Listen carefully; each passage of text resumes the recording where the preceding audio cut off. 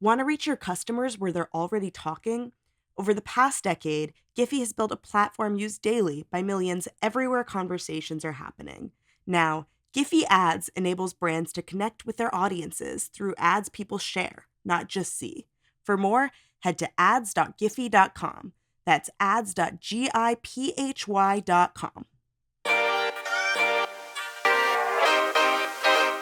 Hello, listeners. Today is Wednesday, May 28th. Welcome to Behind the Numbers Reimagining Retail, an e-marketer podcast made possible by Giphy. This is the show where we talk about how retail collides with all of our lives. I'm your host, Sara Lebow. Today's episode topic, it's another one. It's our May Unofficial Most Interesting Retailers of the Month list. Let's meet today's guests. First up for this episode is Arielle Feger. Hey, Arielle. Hello. Also with us in the studio is Rachel Wolff. Hey, Hi, Sarah. Rachel. Hey. And joining us from overseas, and by seas, I mean Lake Michigan, is Zach Stambor. Hey, Zach. Hey, everyone. Lake Michigan is a sea. It's so big. It is very big. It's so big. All right. Let's jump into our unofficial most interesting retailers of the month list. Arielle and I are the committee. We're going to present our list in the first half of this episode. In the second half, Zach and Rachel will have the opportunity to edit our list. Okay, before we get into today's list, I will be honest. We struggled this month. It's clear that retailers are cautious to make any crazy moves as tariffs take hold. And that was really evident in May. With that in mind, here is our list. Number 8, ThredUp. Arielle, why ThredUp? ThredUp is doing some things to help make it easier and more affordable for brands to join their resale as a service offering. So they're removing some upfront and monthly fees, introducing new services, and they're also going to launch their own peer-to-peer resale platform. And I think this is interesting because as you just mentioned, tariffs are really high on the mind of a lot of retailers, and resale might be kind of a beneficiary of, kind of higher prices. People might be, seeking out lower priced items, resale. So I think ThredUp doing this ahead of the tariffs taking effect is just a really smart move to get more people involved in resale. Yeah, I agree. For more on that, listen to last week's episode on resale and tariffs. We didn't do that on purpose. Yeah, I mean, this move is clearly related to tariffs. And for that reason, it made the list. I also think ThredUp is probably, I think they've been trying to figure out their recipe for success. And, I think this is just another of them, rejiggering their business operations to try to set up for more success. Yeah, I think one of the interesting parts too is that, they're really going after brands. They're getting rid of fees for these branded resale shops. And I think that could be a huge boost for them as well if they just get more companies to sell on their platform.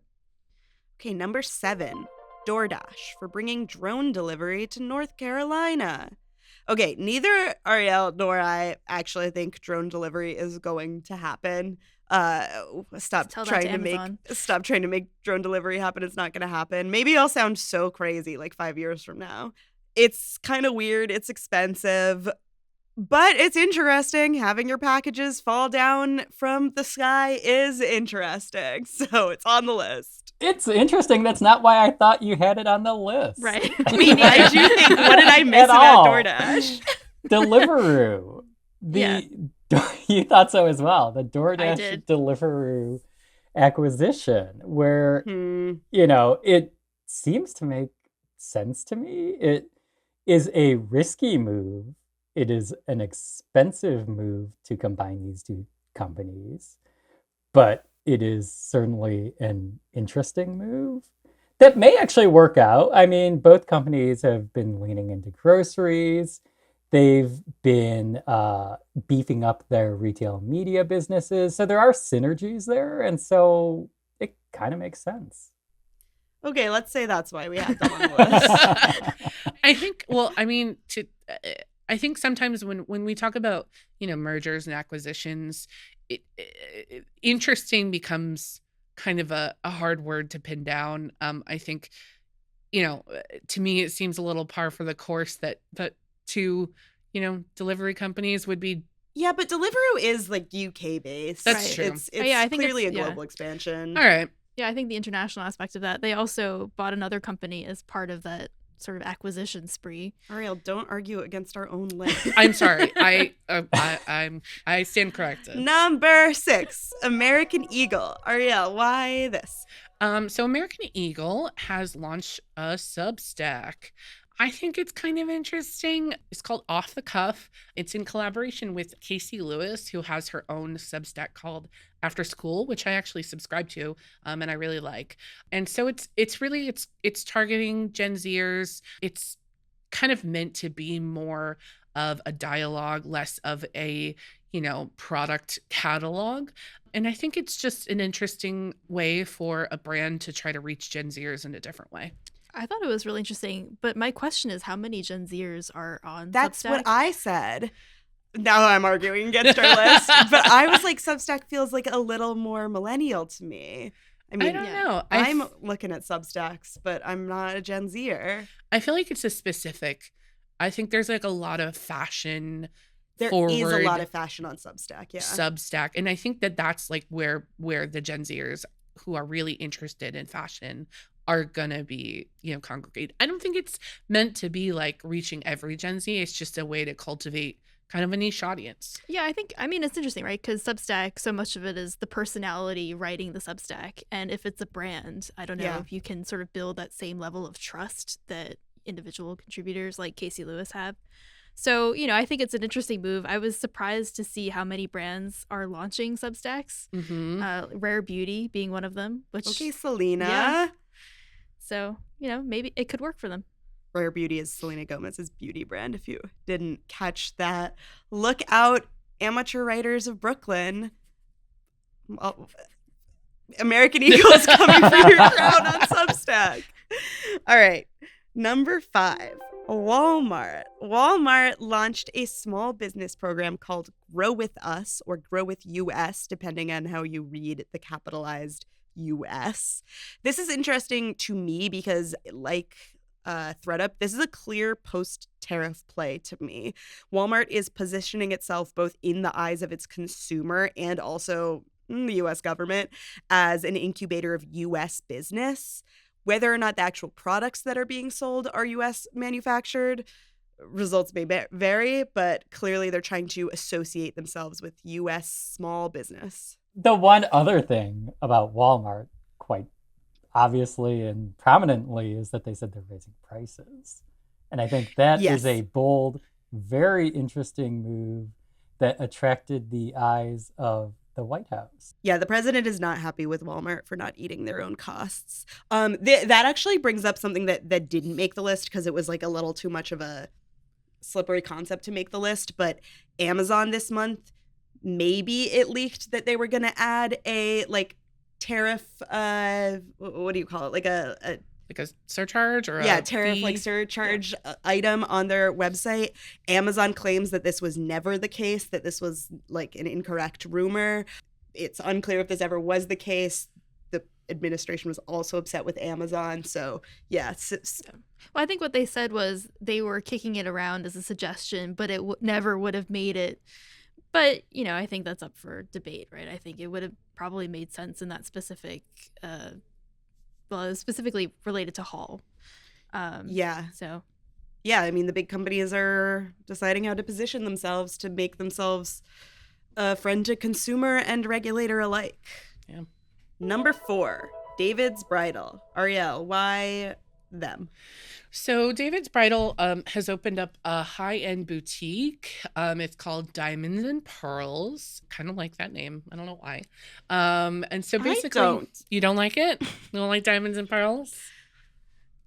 No. It sounds like a 2012 Tumblr. Yeah, that's why I like it. Okay, keep going. You forget that I was famously on Tumblr in 2012, and still am. But anyway, so it's just like a smaller store. It's a more curated experience, a more curated assortment. It's also got like touch screens, and customers can consult Pearl, the brand's AI-powered wedding planner assistant. So, it's obviously kind of definitely aiming at Gen Z brides, Gen Z weddings, and also just kind of people who are looking for a little higher end assortment or a more curated store experience. I feel like they're trying to do like a Reformation. This is really similar to how Reformation stores operate. Reformation is a really popular higher end wedding guest dress destination, and regular listeners to this pod will know that I am currently trying to find a bridesmaid's dress and can't find anything good. So it's an interesting move to me. Yeah, I think there's a lot of space here for David's Bridal to grab between largely the mass retail David's Bridal space and the independent boutiques. And so if they can go slightly upscale, I don't think they're going to actually capture that like high end space, but occupy that middle ground. There's a big space and big market opportunity for them. Okay, number 3, Urban Outfitters, also a Gen Z play. They did a few things. They did a cool out-of-home scavenger hunt in Manhattan, but the thing that I'm most excited about is Urban's new on-rotation store program, which will feature installations from brands, the first one being Nike. Susie and I didn't, wow, I'm really promoting all our old episodes. Susie and I did an episode a few months ago on the new Printemps store in the financial district in Manhattan, and they had something they called a Nike residency in the store, which was like kind of like a Nike shop and shop, but like high end, similar function. Urban Outfitters has clearly chosen one of Gen Z's favorite brands, and Nike is clearly finding new ways to be featured in store, which is definitely part of a years-long now pivot away from a D2C push they made. New drinking game, take a sip every time we say Gen Z in this episode. Do we sound like so old when we're like, they're doing it for Gen Z? Yeah. But I also think it's true. They are doing it for Gen Z. Well, I mean, I think a lot of what appeals to Gen Z also appeals to older shoppers as well. That is correct. They explicitly called out that this is for Gen Z as well. Yeah. So I don't think we're going out on a limb or shoehorning this into a broader trend. This is what they're doing. It's interesting that they're partnering with Nike because this is a rotating concept. Given the name On Rotation, it's not just a clever name. It is going to rotate. Interesting to see them go with Nike first. Also interesting to have this be a rotating concept so that you do regularly visit the store and see what's happening in this space. That's a great point. Yeah. Okay, number 2, Instacart. Arielle, you're particularly excited about this one. Why? I think I just wish that this was around when I was in college, so I think that's why I'm so excited about it. So Instacart has launched a new standalone app called Fizz, and the whole idea is to help groups kind of plan for parties, order party supplies, and pay for party supplies. But I think that kind of one of the most interesting parts is that, you know, one person starts a cart, everyone throws in the drinks, they sell alcohol and party snacks. They throw in whatever they want, and each person pays for what they added. So there's kind of no need to split payments afterwards, which I think is just kind of a nice skipping a step. There's also, you know, something called snack bucks. So brands can kind of feature rewards for certain alcohols, and, you know, consumers get money off snacks. I think it's just really fun. Again, something that I think is great to kind of help you plan and throw a party. Yeah, you can split the cost of rides on other kind of like similar intermediary-ish apps like Uber. So it makes sense to me that like the next sort of move in that would be splitting the cost of delivery. Yeah, I think, you know, the branding is fun. They partnered with Partyful, so that basically gives them a guaranteed audience right there. I just wonder, it is a standalone app, so I wonder what the benefits to Instacart will be. Yeah. Will they be able to get those shoppers to get to its main platform? I did have the chance to talk to them about this, and it is like all connected, particularly when it comes to ads. They still, like, brands are still getting all of that data, which is kind of cool that it's like all connected. It may also be like a an entry point to Instacart for like a younger audience. Right. Mm-hmm. I don't know. I feel like Instacart is maybe skews like not older, but like not like college kid age, and so Yeah. this is like an Instacart for beginners. Yeah, Yeah, I they think might that not- they've said that, their target demo tends Yeah. to be families. Yeah. So yeah, for sure, this is a way to get younger shoppers aware and using Instacart. Number 1, Kraft Heinz. This one's controversial. Heinz teamed up with Uber Eats to launch Heinz Verified, which singles out restaurants that serve Heinz products. To me, this is a really cool top of funnel commerce media play where Heinz gets its brand on people's minds, even if they're not actively shopping for ketchup. And restaurants may be incentivized to use Heinz products. So also like a wholesale incentive. I also think this is a good idea because Heinz does have the best ketchup product. I'm not like a Heinz loyalist. They just do have the best ketchup. So it's helpful for customers from my perspective. Also, a few hours before we started recording this, there was a rumor swirling that Heinz was looking at M&A opportunities after it announced it was considering, quote, strategic transactions to unlock shareholder value. So there's Right, that. yeah. Really had to get that in Heinz there, has not didn't been you? doing very well. They're just throwing a lot of spaghetti at the wall, including this endeavor. But also A lot of Kraft mac and cheese at the wall. Yeah, for sure. And offering that mac and cheese in different size packaging, trying to just find some way to drive consumers to buy their brands rather than trade down. And it's not going that well. I don't know. That's all I've got. Cliffhanger. I mean, I'm a Heinz loyalist. Heinz ketchup forever. I just saw you earlier today put so much ketchup on your fries. Yeah. I didn't say anything. It was so much ketchup. Honestly, I was holding back, Sarah. I was like, that's crazy. I could have put so much more on there. Wow. Yeah. I hide my ketchup consumption for until you really know me. But I mean, I think this is fun. It's cool. Like, do I think it's gonna be like? I will say it must be a very hard thing for such an established brand to continue to get new customers and find new ways to get your brand in front of customers' eyes. So I will give it that it's trying, and Okay, so that concludes our list. To recap, we have number 8, ThredUp. Number 7, DoorDash. Number 6, American Eagle. Number 5, Walmart. Number 4, David's Bridal. Number 3, Urban Outfitters. Number 2, Instacart. And number 1, Kraft Heinz. Now it's time for the second half where Rachel and Zach get to tell us where we went wrong, and I'm guessing they have a lot to say about that.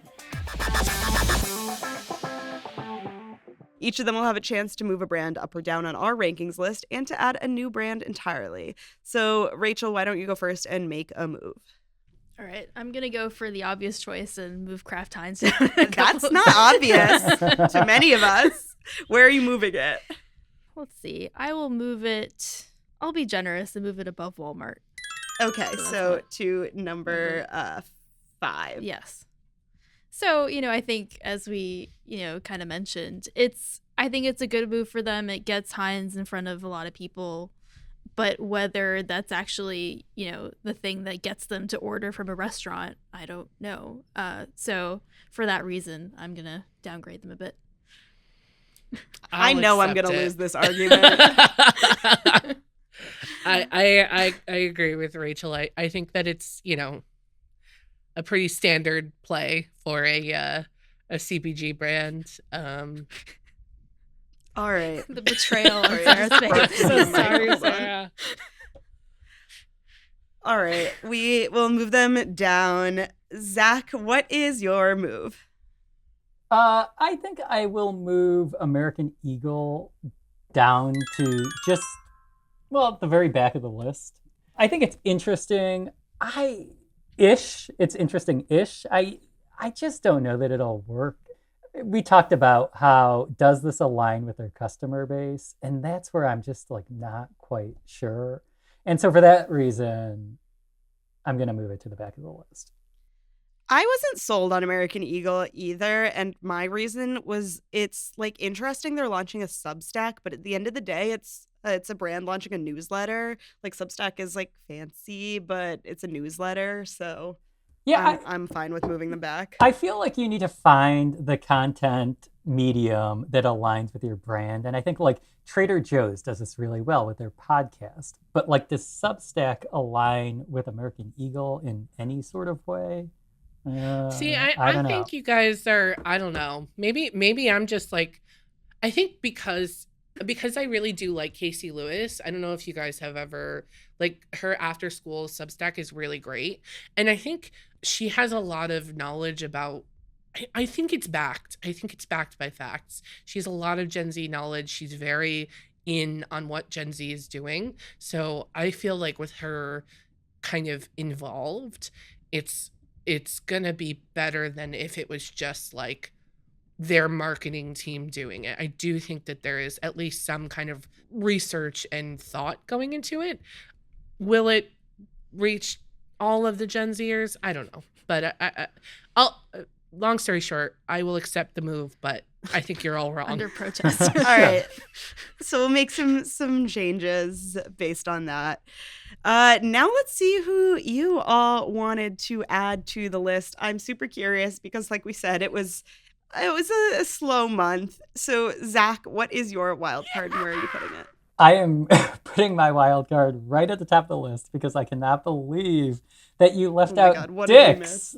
Dick's made such a bold, interesting move, announcing plans to acquire Foot Locker. I know your apprehension at including merger and acquisition deals, but this is not just a merger and acquisition deal. This is a massive play. It will take Dick's from about 850 stores to like 3,000 locations. It will enable Dick's to move into some urban locations, some international markets that it was not in previously, and that will more than double its total addressable market. It will enhance its position as a Nike partner, and it like merges two very large loyalty programs together, which should provide a decent boost to its retail media network. And then that doesn't even factor in the M&A stuff of just like the synergies there across merchandising and marketing and all of that sort of stuff. Now, I acknowledge that this deal is like certainly not a sure thing, either in terms of like actually going through, will it pass regulatory muster, or will it actually work? I don't know. But this list is about being interesting, and this is certainly an interesting, high stakes, high reward bet.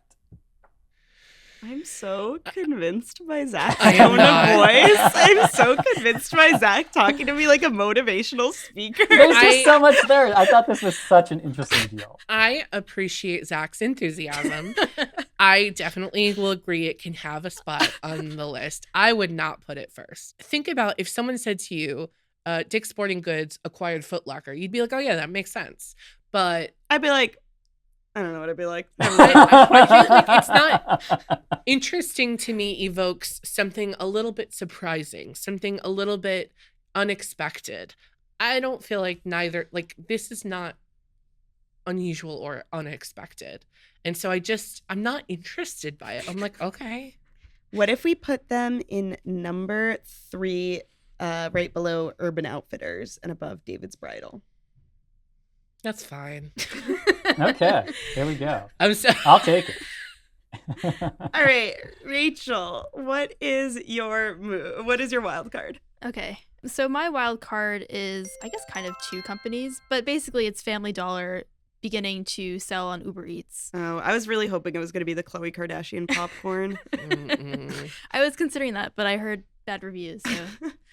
So I think this is interesting for a few reasons. One is that if you look at this list, right, a lot of these moves involve food delivery companies of some sort. And it's clear that that's where the growth is, right? So it's, in that sense, it's not surprising that companies are rushing to jump on Uber Eats or the DoorDash bandwagon. But for Family Dollar to do it, I think is interesting for a few reasons. One is that people who use these delivery platforms tend to skew a little more affluent. So this would be an opportunity for a struggling retailer to get in front of that customer base, especially when those customers are now looking for deals. And for Uber, it's kind of the opposite, right? It's a way to sort of make your offering more appealing to less affluent people who are looking for deals and looking for ways to stretch their dollar. Yeah, I mean, I think similar, this isn't necessarily a surprising move. I think it's a smart move. Yeah.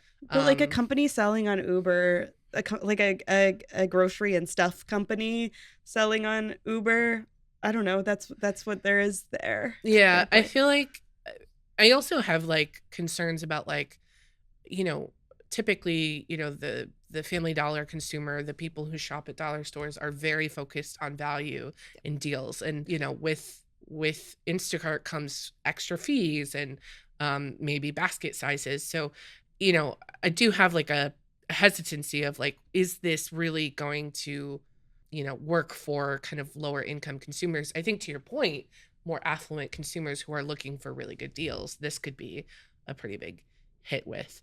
So I don't know. I'm torn. What do you think, Sarah? I don't think I'd add it to the list. Okay. Fair enough. And our actual list is number 8, ThredUp. Number 7, DoorDash. Number 6, Walmart.